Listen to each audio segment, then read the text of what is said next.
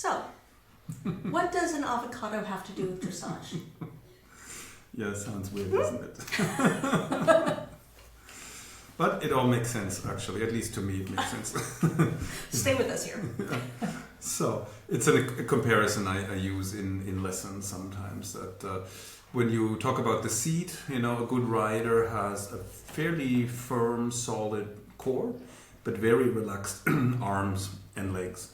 Just like an avocado is hard on the inside, soft on the outside, right? Whereas the beginner is the opposite, right? The beginner rider is soft on the inside and hard on the outside, kind of like an insect, with an exoskeleton. Or a Cadbury egg, the hard chocolate shell on the outside and then gooey on the inside. Yeah.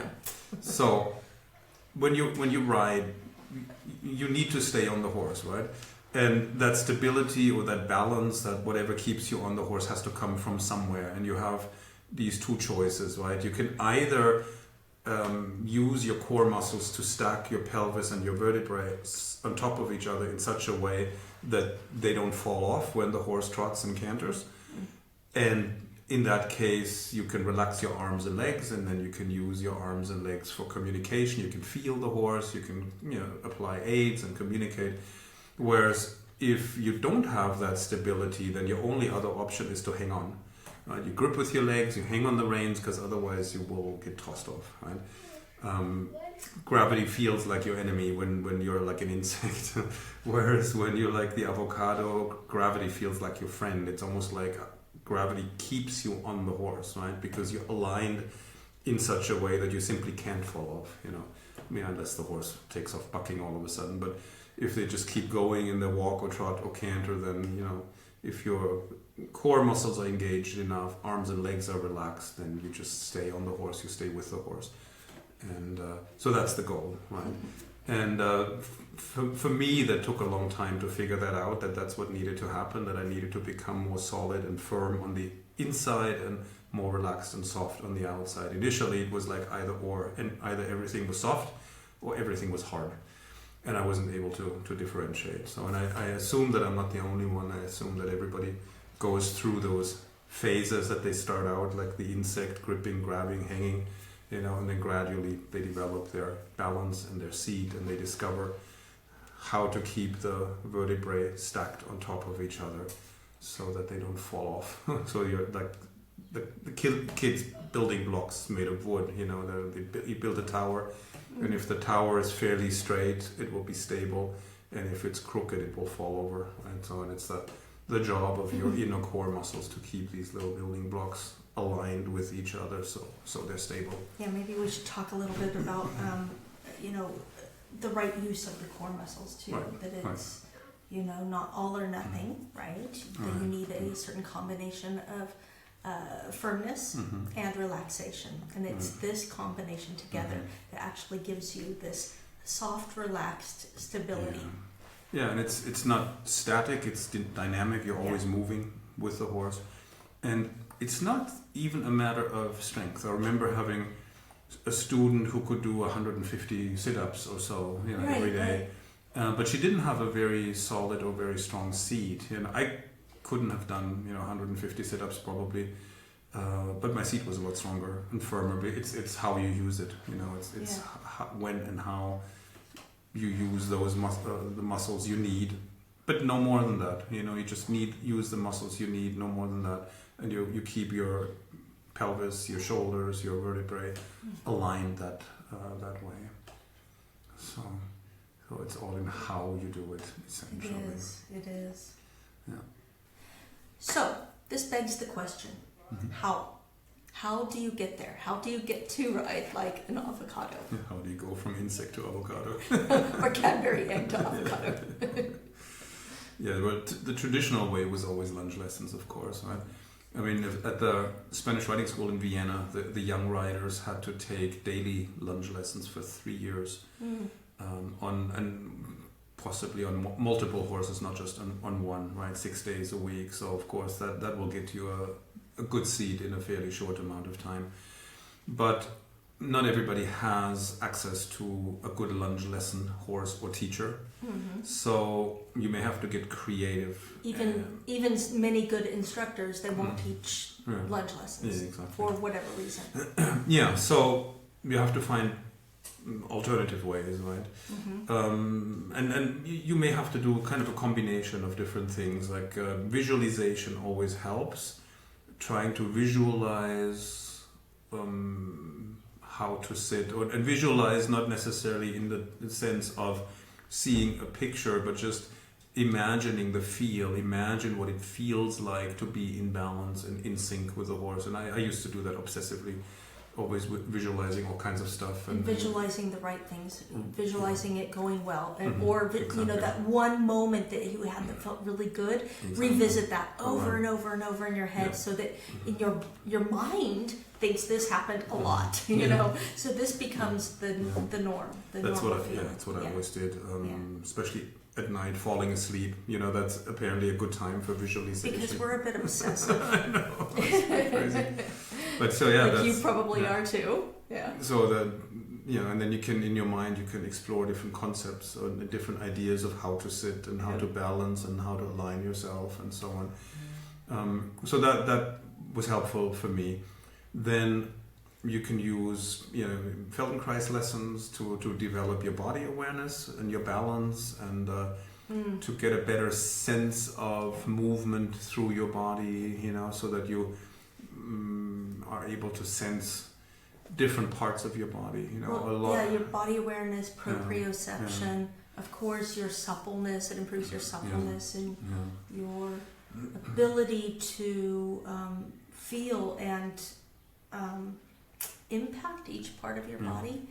A lot of, practically everybody has what we call black holes, areas of the body where you don't really have any awareness of what's going on. A lot of riders have very stiff hips and maybe not a very good sense of the position of their pelvis or the movement of their pelvis. The rib cage is often one of those black holes where nobody talks about it, nobody thinks about it. It's sort of a mystery, what goes on there. But the rib cage is actually very important. It has to be soft and supple, so that you can sit in, with the horse, follow the movement, go along with the movement. Or a common one for many riders, they'll say they don't know where their seat bones are. They can't feel them. They don't know where they are. They have no mind connection to these certain body parts. So that will definitely help you sit better, ride better. And then the other part is experimentation when you're on the horse. I used to do that too for a period of time, where I would just explore, like with my upper body, leaning forward, leaning back, turning, leaning sideways maybe, just and see how does the horse respond. Does he get better if I lean a little forward? Does he get better if I lean a little back? How does it feel? Can I relax more if I do one or the other? For me, a big deal was also to find a larger support base, so not just my seat bones. And I always felt like I'm sort of stuck on top of the horse. I can't get into the horse. The idea of sitting in the horse, I just couldn't get there because my hamstrings were tight and the hip flexors were tight. And so I felt like I'm always on top of the horse. And then I started to think, well, in order to get closer to the horse and deeper into the saddle, I need to support myself somewhere below the horse's spine and below my seat bones. And then I discovered that the horses have these nice ribs that you can use as support base, which means you're sort of resting a little on the inside of your thigh and your knee, not gripping or anything, right? Just resting, and then I pictured my adductor muscles as soft pillows so that I don't grip, so they're not hard, but they're just soft and fluffy, and you rest on that, and that is a large area, and it's lower than your seat bones, which means that you feel like you're closer to the horse, you're deeper in the saddle. You feel like you can sink into the horse. Exactly. And become like the centaur.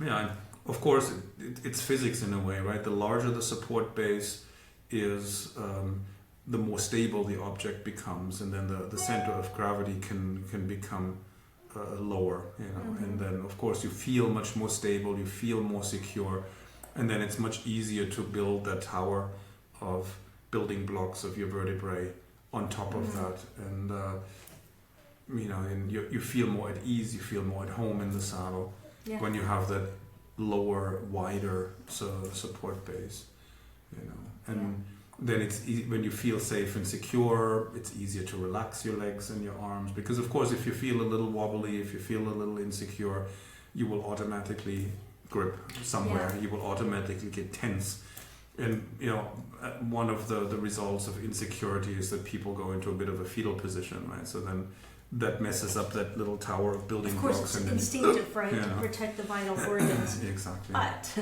this isn't so conducive to good riding. Right, exactly.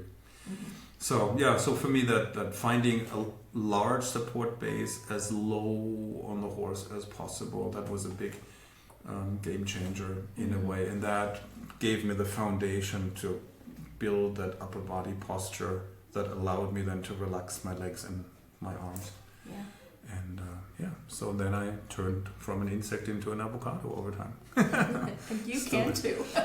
Took me a long time, but nobody really explained it to me in a way that I could have done it faster, right? So I think there's also an element of perseverance and faith in yourself, belief in yourself, belief in your ability to learn this and get this, even if it's not easy. And I'm going to tell you, it's not easy, but it's worth doing. It's absolutely, and it's doable, and pretty much everybody should be able to learn how to sit in balance on the horse, even if you started later in life and so on. But it's doable, you know. Yes. So with that, if you like this video, please click like, give us a nice little like, it helps us a lot, and subscribe to our channel. And if you would like to get more videos like this one, turn your notifications on. Otherwise, YouTube does not always show the videos to you. That way you'll get alerted every time we upload a new video. And let us know in the comments what you think. If you have questions, you can ask us questions. We'll check the comments and we'll answer. And let us know what other videos you would like us to do. What would you like us to explain? Do you have questions about things? We would love to answer those. So there you go. See you later.